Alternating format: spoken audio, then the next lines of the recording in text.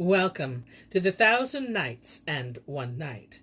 Now, when it was the 324th night, she said, It hath reached me, O auspicious king, that the queen begged forgiveness of Allah, be he extolled and exalted, and said, Happily he will vouchsafe me speedy reunion with my beloved Ali Shar, for he can do what he willeth, and to his servants showeth grace, ever mindful of their case. Then she praised Allah and again besought forgiveness of him, submitting herself to the decrees of destiny, assured that each beginning hath his end, and repeating the saying of the poet, Take all things easy, for all worldly things in Allah's hand are ruled by destiny.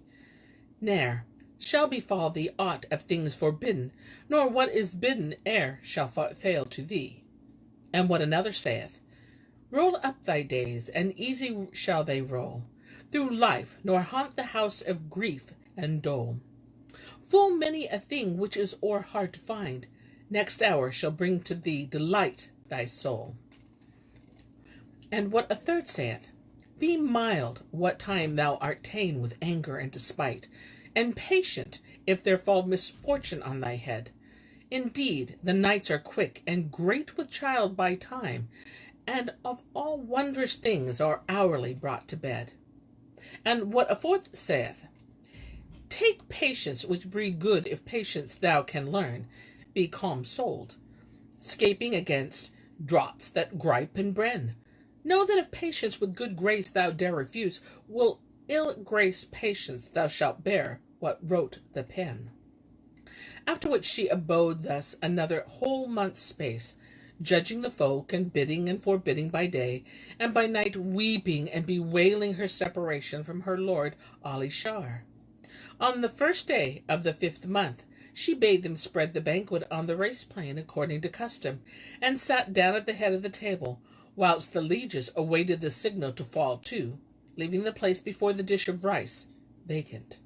She sat with eyes fixed upon the gate of the horse course, noting all who entered, and saying in her soul, O thou who restorest Joseph to Jacob, and didst away the sorrows of Job, vouchsafe of thy might and thy majesty to restore me to my lord Ali Shar.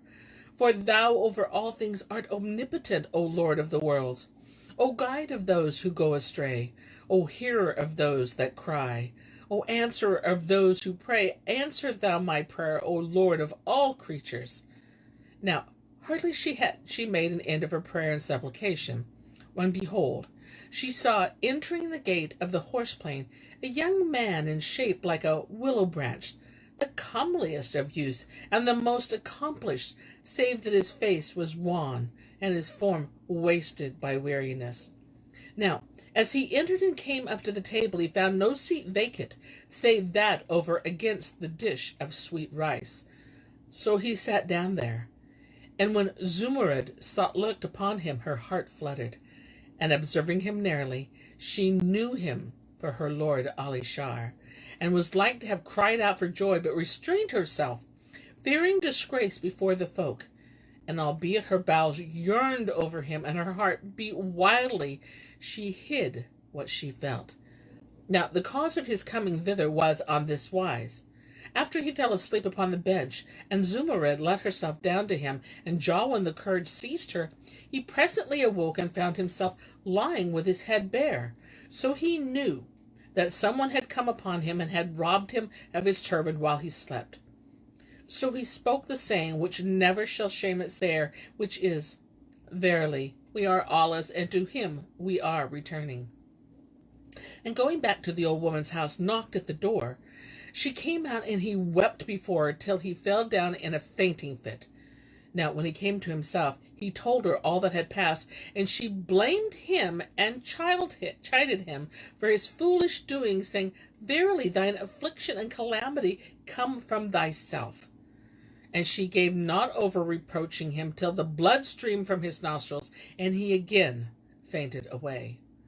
When he recovered from his swoon, and Shahrazad perceived the dawn of the day, and ceased to say her permitted say.